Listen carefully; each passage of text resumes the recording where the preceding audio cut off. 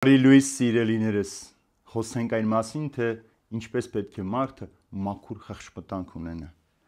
Մաքուր խղճմտանք ունեցեք, որպեսզի այն բանով, որ չարախոսում են ձեր մասին, ամոթահար լինեն նրանք, որ բամբասում են ձեր բարի ընթացքի Քրիստոս,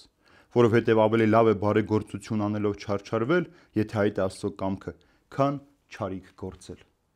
Գիտեք, սիրելիներս,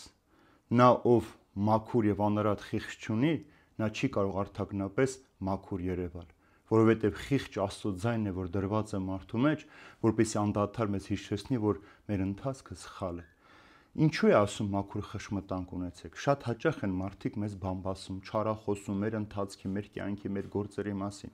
բայց եթե մենք բարի խղճմտանք ունենանք, մաքուր ու անարատ լինենք մեր ներքին մարդով, նրանք անպայման ամոթահար պիտի լինեն, որովհետև Տերը պիտի բացահայտ եւ ցույց տա նրանց կեղծավորությունը, կեղծիքը, չարախոսությունը եւ ատելությունը մեր հանդեպ, ովքեր մեզ Քրիստոսի ընթացքի մեջ լինելու համար ամենտեղ չարախոսել են։ Շատ կարևոր մարդը ներքնապես մաքուր լինի։ Եթե հիշում եք պայծառակերպության դրվագի մեջ, ասում էր Հիսուս աղոթում է նրա երեսը արևի պես կսեց շողալ։ Այսինքն նրա ներսը հոգին այնքան մաքուր էր, որ դա դեմքի վրա երևաց։ Մենք էլ չէ մարդու երեսին նայելով ասում ենք, որ այս մարդու ներսում չարությունը շատ է։ Ինչու՞, որովհետև դեմքը մարդու ներքին կյանքի հայելին է։ Եթե քո ներքինը մաքուր է, անարատ է, սուրբ է, ուրեմն քո կյանքն էլ այնքան մաքուր պիտի լինի, որ քո չարախոսները պիտի ամոթահար լինեն։ Եվ երկրորդ այստեղ առաքյալն ասում է լավ է, որ մենք բարի գործերով չարչարվենք, եթե դա է Աստծո կամքը, քան չար գործերով համար։ Ինչի է այդ ամենը Տերը երանություն համարում,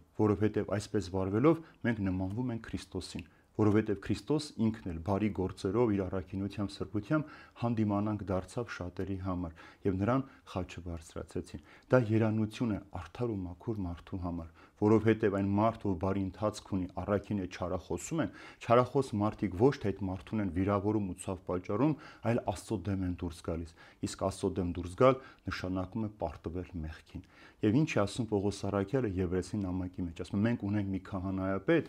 որը մերպես մասնակից էր մեր կյանքին, տառապանքին, չարչարանքին, այսինքն Քրիստոս անհաղորդ չեղավ մարդկային կյանքին։ Ուրեմն եթե մենք մաքուր խղճմտանքով, բարի գործերով մեզ չարախոսեն, հալածեն, երանություն համարեք ձեզ, որովհետև դրանով մենք նմանում ենք Քրիստոսին եւ այդպիսով մեր խիղճը, մեր հոգին մաքրելով գնում ենք դեպի հավիտենական փրկություն։